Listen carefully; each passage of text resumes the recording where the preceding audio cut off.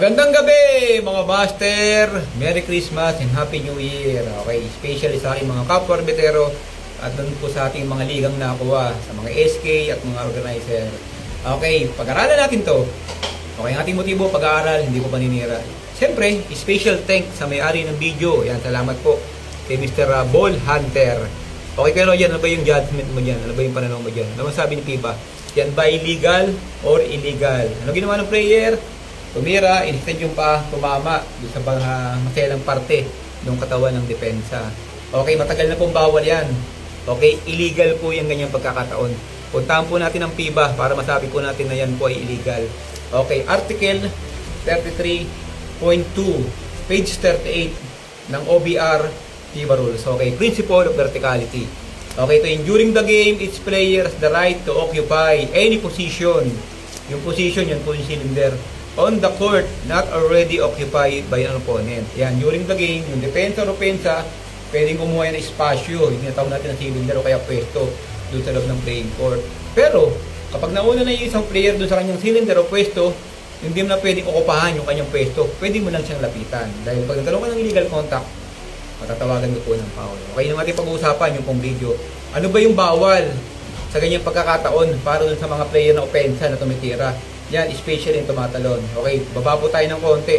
Doon pa rin po sa article 33.2, page 38. Ang nakalagay po rito, the offensive player, yan, tungkol sa offensive player yung opensa na tumira, whether on the court or airborne, yan, maaari yung paa niya, naka-establish sa floor o kaya patalon, yung pumigyan natin, tumalon, nasa ere, shall not cause contact, hindi po pwedeng magkaroon ng contact.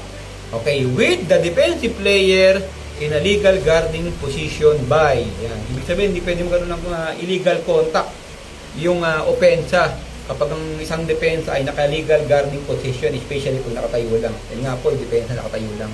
Okay, meron pong dalawang bagay na hindi pwedeng gawin yung player na yan, opensa, na nakatayo lang o kaya tumalon sa ere para tumira. Okay, ito po nakalagay.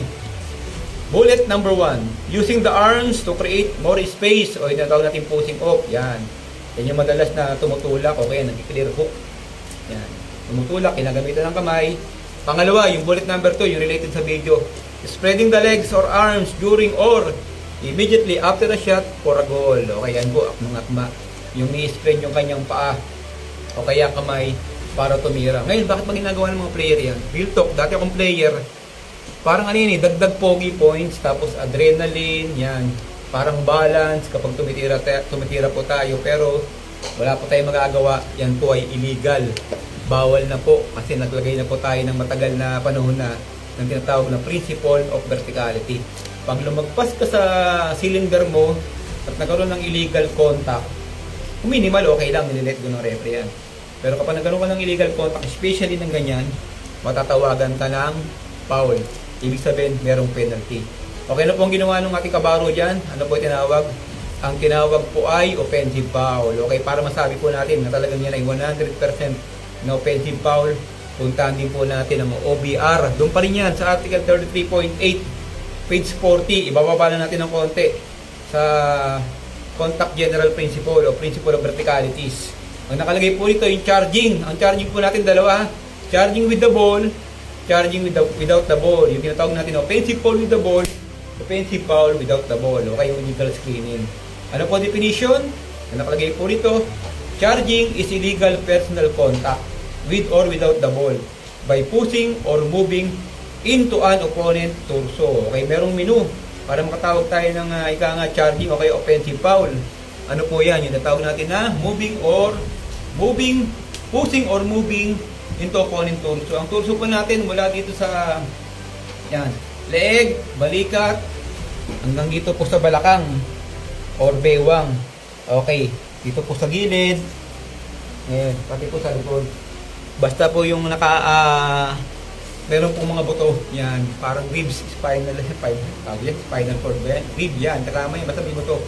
Pag dyan po tayo binangga ng player, yan, player opensa man yan or mapadepensa, pag binangga tayo dyan, yan po yung pinakamino para matawagan ng offensive foul. Ngayon ang tanong, Kuya Roger, offensive foul ba para sa yan? Okay, pwede pong tawagan ng offensive foul yan kung tumama dito sa katawan ng player, sa torso. Huwag lang sa pinaka-vital points. Kung tumama ng saktong tama lang, parang yung talaga pagtawag na foul. Pero dito sa video natin, saan po tumama? Bumaba eh. Okay, tumama dito sa maselang parte ng katawan ng lalaki.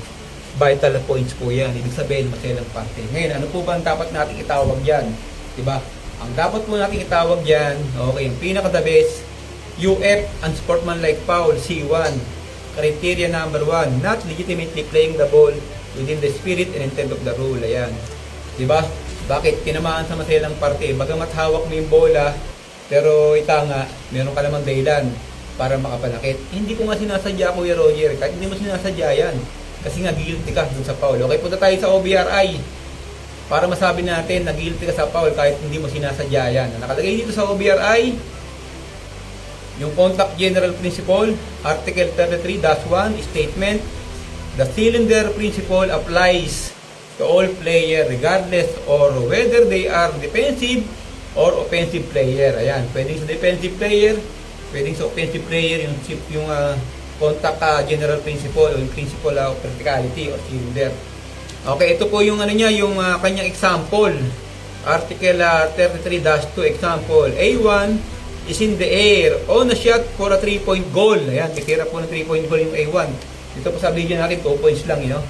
A1 extend the legs which contact the defensive player B1. Ayan, tumama nga doon kay B1.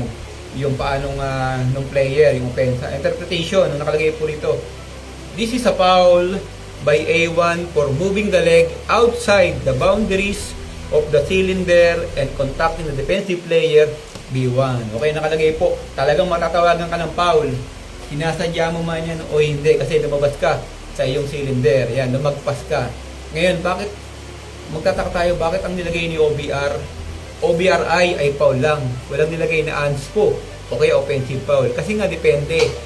Kung yung paa ng player tumama dito sa, yan, sa katawan, okay, dito sa kamay, sa braso, sa paa, tumama, huwag lang sa maselan, huwag lang dito sa maselang parte ng katawan, yung itinatawag natin ng mga vital points, leeg, muka, okay, kung tumama lang yan sa torso, yung saktong tama lang, ang tamang tawag po natin dyan ay offensive foul with the ball o kaya yung tinatawag natin na charging.